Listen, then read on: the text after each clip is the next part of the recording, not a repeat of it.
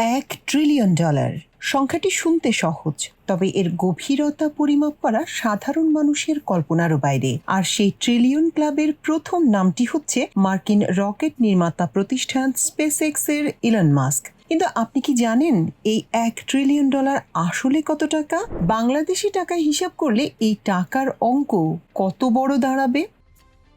আজব শোনালেও সত্যি, এই বিপুল অর্থ দিয়ে আপনি শুধু পৃথিবীতেই রাজত্ব করবেন না, বরং চাঁদে 200 বারেরও বেশি যাতায়াত করতে পারবেন। কিন্তু এই $1 ট্রিলিয়ন দিয়ে আর কি কি অদ্ভুত জিনিস করা সম্ভব? চলুন ইলন মাস্কের $1 ট্রিলিয়নের এমন কিছু অবিশ্বাস্য হিসাব দেখে নেওয়া যাক, যা আপনার মাথা ঘুরিয়ে দিতে বাধ্য।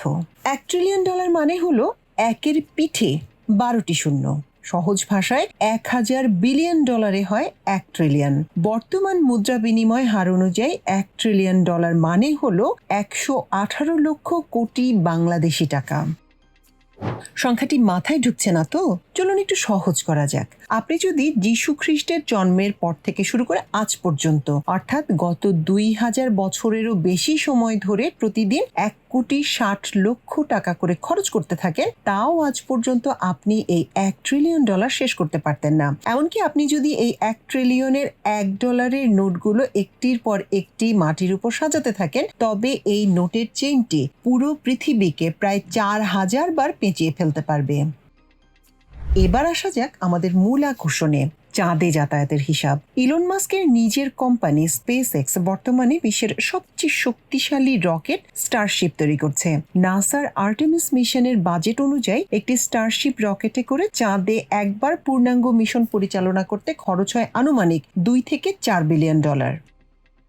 আমরা যদি প্রতি মিশনের সর্বোচ্চ খরচ $5 বিলিয়ন করেও ধরি, তবে $1 ট্রিলিয়ন দিয়ে চাঁদে অনায়াসে 200 বার বিশাল আকৃতির রকেট মিশন পাঠানো সম্ভব। আর মাস্কের টার্গেট অনুযায়ী যদি স্টারশিপের প্রতি ফ্লাইটের খরচ ভবিষ্যতে আরো কমে যায়, তবে এই টাকা দিয়ে চাঁদে প্রায় 11,000 বার যাতায়াত করা যাবে। শুধু যাতায়াতই নয়, চাঁদের বুকে একটি স্থায়ী ও স্বয়ংসম্পূর্ণ আধুনিক মানব শহর বা লুনার বেস তৈরি করতে খরচ হবে প্রায় $100 বিলিয়ন। এই ডলার দিয়ে চাঁদের বুকে এমন 10টি শহর একাই বানিয়ে ফেলা সম্ভব। চাঁদের হিসাব তো হলো, কিন্তু এই টাকা দিয়ে পৃথিবীতে কি কি করা সম্ভব? চলুন দেশের ও বিশ্বের কিছু বড় প্রজেক্টের সাথে এর তুলনা করি। পদ্মা সেতু নির্মাণে খরচ হয়েছিল প্রায় $3.8 বিলিয়ন। ইলন মাস্কের $1 ট্রিলিয়ন দিয়ে পুরো বাংলাদেশে 260টিরও বেশি পদ্মা সেতু একবারে তৈরি করে ফেলা সম্ভব। বুর্জ খলিফা, বিশ্বের সবচেয়ে উঁচু ভবন দুবাইয়ের বুর্জ খলিফা বানাতে খরচ হয়েছিল $1.5 বিলিয়ন। এই টাকা দিয়ে বিশ্বের বুকে প্রায় 666টি বুর্জ খলিফা খাড়া করে দেয়া যাবে। বিশ্বের ক্ষুধামুক্তি, জাতিসংঘের বিশ্ব খাদ্য কর্মসূচির মতে প্রতি বছর মাত্র $40 বিলিয়ন খরচ করলে পুরো পৃথিবী থেকে চিরতরে ক্ষুধা দূর করা সম্ভব। অর্থাৎ $1 ট্রিলিয়ন দিয়ে টানা 25 বছর পুরো পৃথিবীর সব ক্ষুধার্ত মানুষের মুখে বিনামূল্যে খাবার তুলে দেয়া সম্ভব।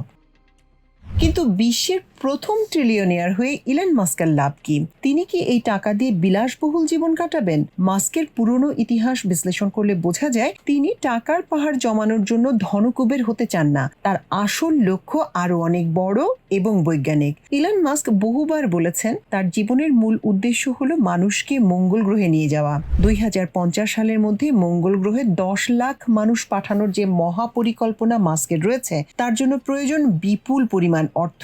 এই $1 ট্রিলিয়ন হবে সেই জ্বালানি যা মানব সভ্যতাকে পৃথিবী ছাড়িয়ে মহাবিশ্বের অন্য কোনো গ্রহে স্থায়ীভাবে বাসস্থান গড়ে তুলতে সাহায্য করবে।